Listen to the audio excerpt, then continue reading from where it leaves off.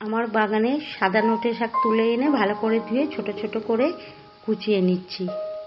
Gas on করে কড়াই চাপিয়ে দিলাম। 3 টেবিল চামচ সরষের তেল গরম করে একটা কাতলা মাছের মাথা নুন হলুদ মাখিয়ে খুব ভালো করে ভেজে তুলে নিচ্ছি। ফোড়ন দিচ্ছি 2টো শুকনো লঙ্কা, একটু 5 ফোড়ন।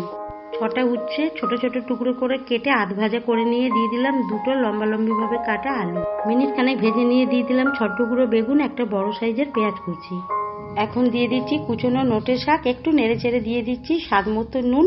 2 মিনিট ঢাকা দিয়ে রাখবো যাতে শাকগুলো নরম হয়ে যায়। দিয়ে দিচ্ছি 1 ছোট চামচ করে হলুদ গুঁড়ো, শুকনো লঙ্কা গুঁড়ো, জিরে গুঁড়ো আর 2টো চেরা কাঁচা লঙ্কা। সামান্য একটু জল দিয়ে 5-6 মিনিটের জন্য ঢাকা দিলাম। ঢাকা খুলে দিয়ে দিচ্ছি ভাজা মাছের মুড়ো।